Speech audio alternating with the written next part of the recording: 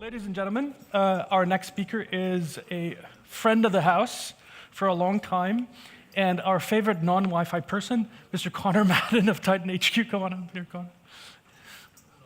Hey, Klaus. Hey, good to see you. Thanks. The last time we were at the Wi-Fi Now show was in San Francisco, and I think I hurt Klaus's feelings when I opened up by saying I'm not a Wi-Fi guy. So I'll try and backpedal on that today and make myself a Wi-Fi guy. So yeah, my name is Conor Madden, and I'm the sales director with TitanHQ. Thank you. Which is a security company. We're a security software vendor. And I suppose we've been around for quite a long time, and we service a number of different sectors. But one sector that we've been servicing over the last 4 to 5 years is the whole Wi-Fi sector. And the product that we do that with is a product that we call Web Titan Cloud.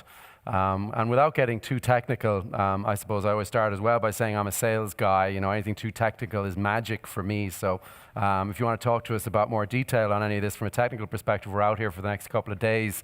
So please come and have the conversation with us. But I'll talk a bit more about Web Titan Cloud in a while.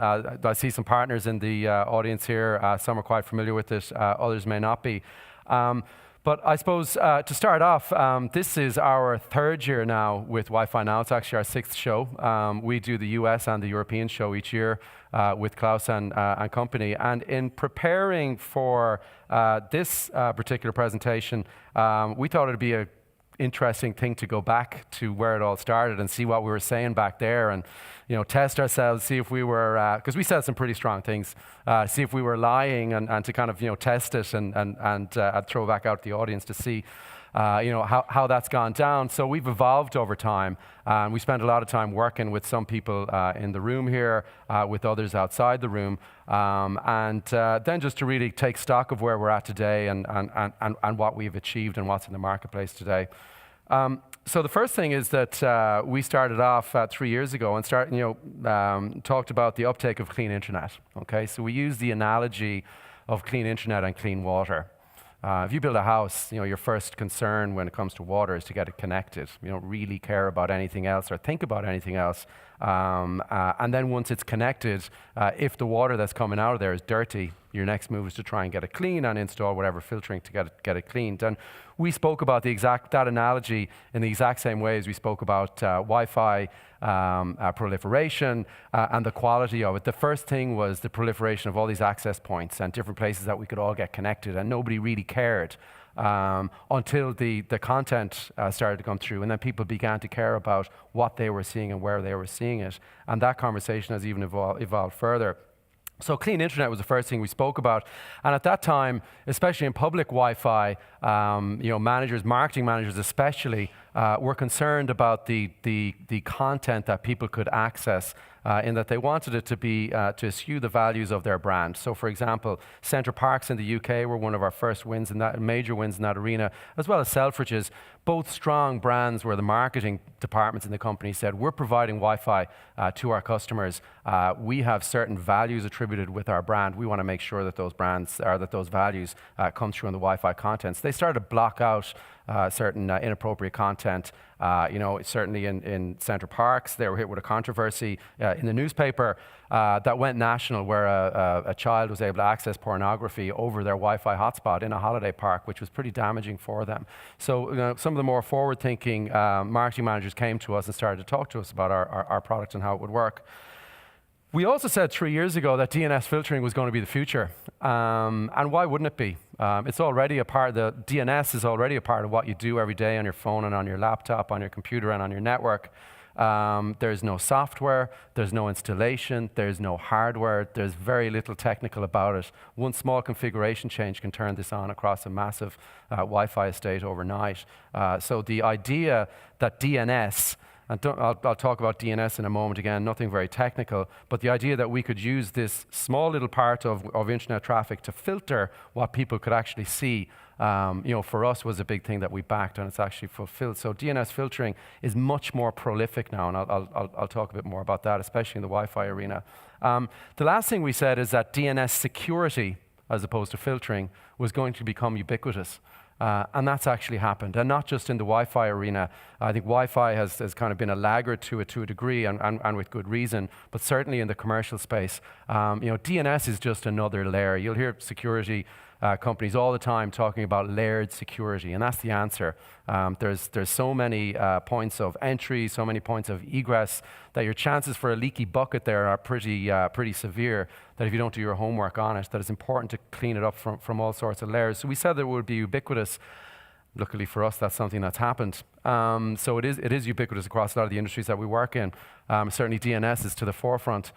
This is a slide we actually used 3 years ago, but we've updated and just changed the headlines in there because the dates on the headlines have changed and the problem has become a lot more prolific, but it's still the same problem, and I'm talking about security. So the issues surrounding content, malicious content, security, malware attacks, we hear about them more and more every day, and it's not going away. So again, the problem is still there, and it's something that we're working on the whole time with our partners to try and fix. So that was back then, and thankfully I think a lot of those trends have actually, or a lot of those things that we foresaw have actually fulfilled themselves, and our company is certainly testament to it. We see, our company has probably trebled in size since the time that we first started talking to you guys about 3 years ago. And what's interesting is that one of the trends in the industry is that, in the early days where marketing managers were conscious of content across their networks, we've now evolved that into security. So again, you've so many points of access, you've so many points of egress, that really the chances for people to get in there and cause mayhem are huge. And even in a public Wi-Fi network, where in the past it was really just all about content, people now want to start to lock down their network and make sure it's secure. And DNS is a really suitable technology for the Wi-Fi sector to enable it quite easily. The other thing that's been really interesting from our perspective is that this has moved not just from the public Wi-Fi arena, but also into the corporate network. So there's more and more corporate networks that encompass Wi-Fi in some way, shape, or form, okay? And you've all kinds of multiple networks over them. So it's gotten a lot more complex. And corporates are also trying to lock down these networks and make them secure. There's nothing more convenient than being able to move from one building to the next and not have to log in and for the network to find you. But again, in terms of security, it needs a lot of consideration as to what's happening and how that technology works. We've also seen it spread out not just into regular networks, but also into the LTE space, which is really something that we didn't envisage from the start. And we're very involved now with a number of partners in that space. Real exciting for us to work in there.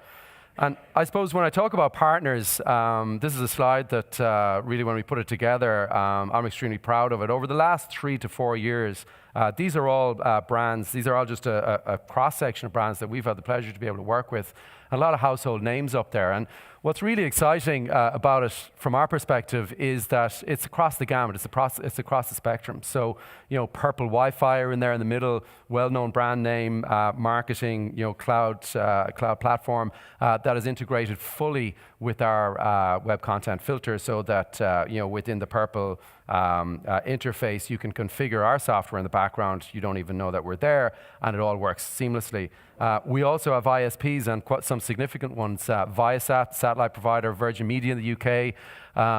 We also have, like I said, mobile phone companies, T-Mobile and Comcast, another huge telco in the United States that we're working with. And I think it was Gianni from Cloud4Y said it earlier, and I'd have to agree with him, that this space for us has very much been led through partnerships and collaboration with these kind of companies. Wi-Fi is moving at such a pace that it's hard to stay ahead of it. So invariably we get companies who come to us with problems that we have to kind of work through and develop technology with them to alleviate those problems and try to get around them. And that's really what's driven a lot of these relationships that you see on this slide that we're so proud of. So there's a lot of collaboration happens between us, and I suppose, like I said, real life examples where they come to us with a problem that they have at a customer side or a prospective customer side that they want to fix, and that's what they are, problems, and that's what our engineers get into with them. Which has ultimately resulted in us developing around our core technology, which is based on DNS filtering. And then that also then expands into the Wi-Fi arena, where we can offer a lot more functionality to the various partners that we have through the technologies that we've developed. So that's something that I want to change gear now and really just talk about, especially one feature that we're very proud of. We just released very recently, which we think has big implications, certainly for the sector that we work in, which is in security, and especially for the Wi-Fi world, because it's the Wi-Fi world that it came out of. And that's something called virtual locations. So this is something that we created. We've been working on it for a couple of years with a couple of major partners of ours, and something was just one of the products just got released last week. But before I get into it, I just want to talk at a very high level about how our product works. Okay, so like I said earlier, our product's name is WebTitan Cloud. 100% cloud-based. It's easy to get your head around that. We create an account up here for a customer. They set a policy. They say, I want my users to be able to see X, Y, and Z, and I don't want them to be able to see A, B, C. Okay, that's where it starts. So that's easily done in the cloud. On the customer side, they just direct their DNS traffic, which is one section of all of their traffic, to us. Very lightweight, very easily done with one configuration change, and that traffic comes to our cloud. Okay, we intercept the traffic and we determine then what policy to apply. Now, how we determine that's the key point. Typically in the past, what we've done is we've looked for the IP address of that location that's sending us that information. We lock onto that IP address and we can tell that this is company A or company Z, and then what policy to apply to it. However, when you look at IP addresses, there's a lot of variables start to come into play. Number one, the phone companies, whether you know it or not, a lot of the time in the background, change the IP address. They're mixing and matching them the whole time, so your IP address is prone to changing. So that's not something we can lock on to full time. And we've done some fairly cool things to get around that, like using dynamic DNS. In certain instances, we can put an agent on site that will update that IP address the whole time. But as time has gone on, there's less and less of an appetite to have anything on site, much less to be installing software. So, the days of the cabinets with the flashy lights in every location are kind of going away, and all that technology is being pushed up to the cloud. So our ability to install anything on site or have any equipment on site is limited. And also, I suppose, our promise or our delivery is to try and move to 100% cloud. So we're not really all that interested in installing software on site to be able to access or identify users as they come into our cloud. So the problem is that we have to identify the IP addresses the whole time. We use static, which is great. If it never changes, we can identify it forever. But if it changes, it causes problems. And to really get around this solution and fix it for once and for all, was a big challenge put out to our developers, which was we need to dispose of the idea that we have to look at an IP address to determine who's sending us their traffic. We need to get rid of that. Okay, so take that whole thing out of the equation. You can imagine our engineers are delighted at that prospect. And the second thing was then to surmise and say, well, look, if we peel it back the whole way to the actual internet traffic or the DNS request that's coming through, that's what we want to get into. We want to look at that DNS request and figure out who sent it and where it's coming from. Okay, so that was the thing that we had to work on. Thankfully, our developers worked again with a couple of different vendors, which I'll talk to in a moment, and came up with our virtual locations. And it's eradicated the need for IP identification anymore, which is huge for us. It means we don't care about IP addresses anymore. And the second sentence is a big statement from us, which means that we've moved our DNS technology off that IP layer. That's really significant news, and I know I suppose I get excited about this stuff. Not everybody does, but if you understand IP addresses and NATing and matching them, it turns into be a real spaghetti junction and real difficult in terms of networking and quite difficult for us. So to be able to eradicate that and take it out has been fantastic, and it has huge implications for us as a company and for our partners. And I'm just going to talk to a few of those. And just to warn everybody, this was meant to be, I thought it was a half-hour presentation. That scared me more than you guys. Klaus told me it was 20 minutes, so that's all good. So I'll be here for 20 minutes. So I just want to give a few of the practical implications of that and what that actually means and to show how things have moved on. So the first one to talk about is a great partner of ours, Datto. We have had a relationship with them for 2 to 3 years, and it actually started with the guys in OpenMesh. So it is a pure, genuine Wi-Fi relationship with the guys in OpenMesh in Oregon that we've been working with. OpenMesh got acquired by Datto, and Datto have renamed one of the OpenMesh's technologies. I think they had the G200. It's actually called the D200. Datto beefed it up with a bunch of other functionalities, but it's effectively an access point. Okay. what they were doing is they have a family of these called DNA, or data networking appliances, and they're loading these appliances with loads of extra functionality on top of access point functionality. And one of those things that they wanted to put in there was enhanced security. So for every DNS request that goes over a DNA box, they want to intercept it, have a look at it, and determine if it's malicious. Okay? One of the really cool things about this access point is that every one of them gets shipped with a SIM card, and they have failover to LTE. So if your network to your ISP or your main internet connection comes down, this little box will fail over to a mobile provider in the region, and they've signed deals with mobile providers all over the world. So while that's really cool, that provided us with a huge nightmare. Number one, we've got ISPs, and we can certainly figure out how to identify those IP addresses. But what happens if we move completely off that and we move to LTE? Now we're onto the mobile network with a completely new set of IP addresses that we have no access to, and we don't even know what they look like half the time. So that caused us with a real big problem. So we went to work, it was a couple of years ago, with both OpenMesh and Dado, and what we've come up with is virtual locations. And the way that works is that no longer, as explained earlier, no longer do we have to worry about the IP address anymore. We have it configured on those boxes that every DNS request that they receive gets sent to our cloud, regardless of whether it's through this network or that network. The way we identify it on our end then is that we can break that DNS message open, or the DNS request open, and through data that we've injected, metadata in there, it can be unique identifiers. So it can be an account name, it can be an account number, it can be any alphanumeric code that you want to put in there. We can identify it on our cloud and identify it to say, this is Klaus. Klaus is with Wi-Fi Now. This is the policy. Yay or nay, let Klaus go there or block Klaus. And we can do that from any of these machines anywhere in the world. This is a high volume machine that Dado have just announced as of last week, actually. We were in Barcelona with them at their annual DataCon event, and they just launched the D200. So that's certainly technology worth having a look at, and in real exciting times for us in that we're going to take all the DNS requests from those appliances without having to worry about IP addresses. So it will just work seamlessly, which is a super project for us and something that we're super excited about. This is another one real interesting, and again, just a use case and a company we've been working with for a while, which is the Metropolitan Atlanta Rapid Transit Authority, or MARTA.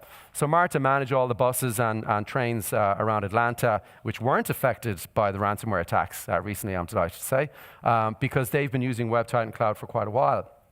And as you can imagine, when a bus turns off in the evening, it powers everything down. It comes up in the morning. It powers everything back up, including the access point, which last night got rid of the IP address that we had. So that IP address problem is coming up again. So what happens now using virtual locations, and we had a number of ways of doing this and piecing it together, but they were having problems with it. It wasn't really working out well for them. So we introduced them to virtual locations, and the problem's gone away overnight. So every time that bus stops or starts or turns on or fires up or fires down, as soon as it fires up and DNS requests start flowing, that access point is configured to send them to us, and we can look at the location. We say, that's this bus. We know exactly where that's coming from. Here's the policy to feed it. So that's been a fantastic boon for them in terms of the headache that we had. They have dynamic IP addresses as well. So a lot of those same issues that we had, we've just managed to eradicate. They also work over an LTE network, which thankfully we're working with that company now, but that can cause its own problems.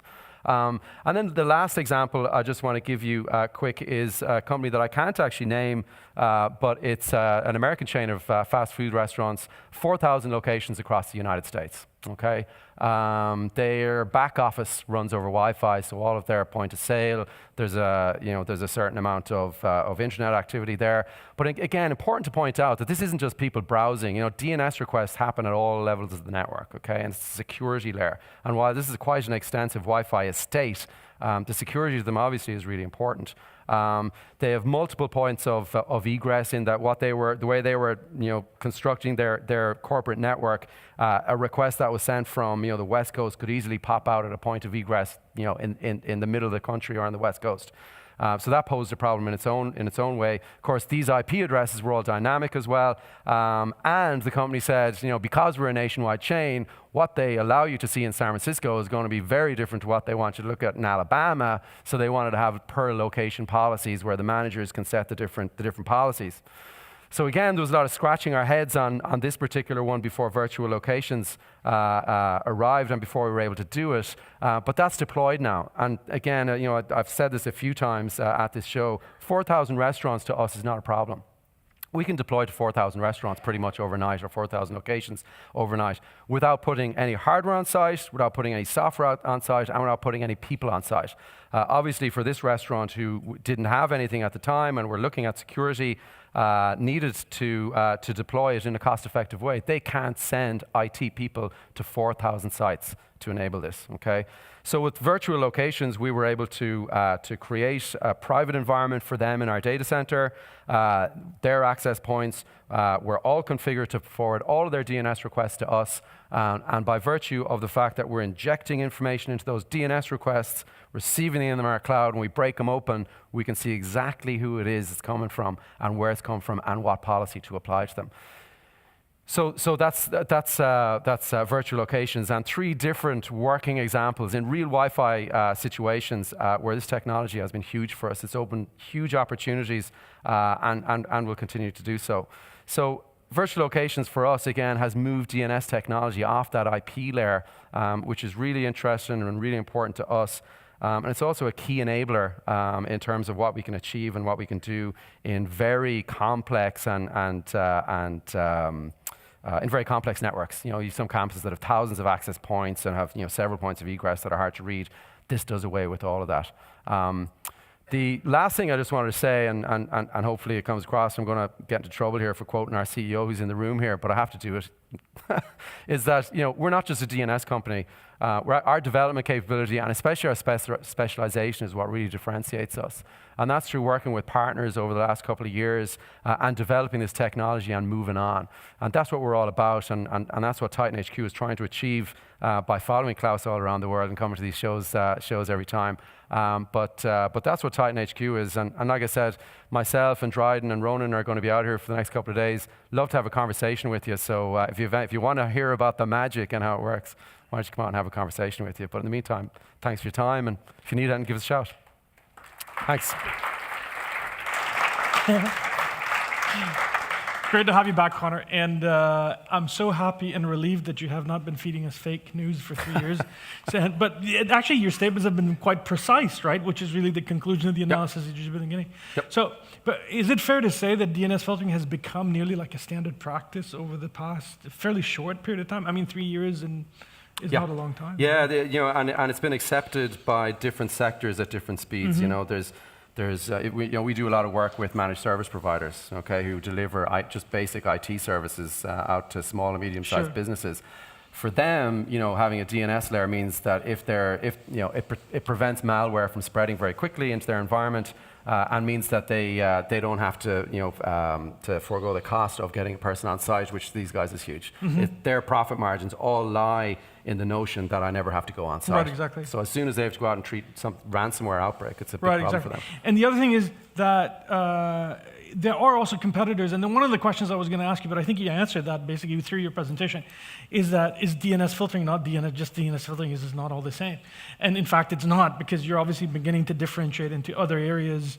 Given that there's also competition, obviously you want to do better. Is that correctly understood? Yeah, so we're all technology people. There's very few green fields left in technology. Right. And certainly a couple of years ago, the DNS layer was something that really hadn't been penetrated. Right. OpenDNS at the time or Cisco Umbrella were there, but it really hadn't been penetrated. And it's a new layer, something that needs to be considered now, because it actually stops malware from coming down before it enters the network, which is huge. So a lot of benefits to it, and naturally, as that's evolved, the technology around it and the smarts around it get better, which is what we're doing. Right, great stuff. Any questions for Conor? There's one. Can we have a microphone, perhaps? Yeah.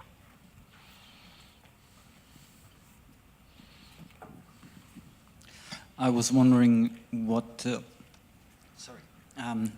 additional restrictions have to be made by those companies deploying the policy beside the forwarding of DNS to make it really secure as they like it? So a lot of that comes down to the policy in the company, obviously. Some companies will want to have hardware on site and will take various different measures. And again, we always talk about layered security, okay? So DNS is absolutely one layer. It's never going to be the full layer or the total solution. F-Secure were here earlier, they do different things. There's lots of different companies that do different things on different layers.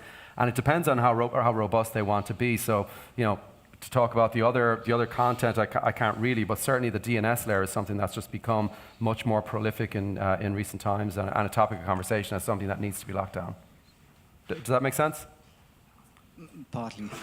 Partly. I was thinking about how is the situation handled if a person is simply doing a direct VPN connection to an IP address.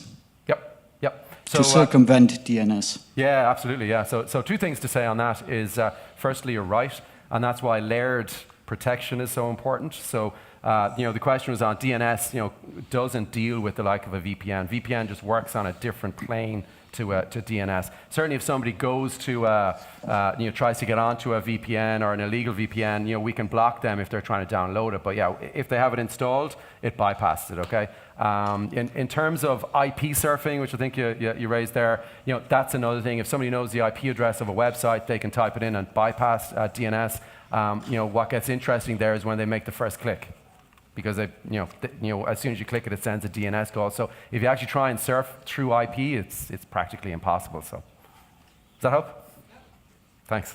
There's a question here. Go ahead. About somebody setting own DNS servers on the device prior to your, basically I, by default, select some Google DNS or whatever. Does your solution work, or it will be bypassed as well? So it'll still redirect it back to us. So we are configured at the point of egress. So your phone might be going to over the Wi-Fi network, might be trying to go to Google. The DNS call actually comes from the access point, which is the last point of egress, and it's overruled. It comes to us. Yeah. I was going to ask about VPNs. What about Quick? I'm not familiar with Quick. It's essentially originated Google, now more general standard for essentially web proxying. Yeah, so encrypted. Yeah, so the biggest problems with proxies is that the overhead that they impose, and especially since the whole world has moved to HTTPS in recent times. So again, I've spoken about it up here to say that Google changed the world a few years ago when your ranking is affected by whether you're an HTTPS site or not, which means everybody moved to HTTPS. So I could be selling rugs and I've got an encrypted site. So when you have a proxy, it's got to decrypt, read it, re-encrypt, and send it, which tends to cause bottlenecks. It's actually designed to accelerate the web.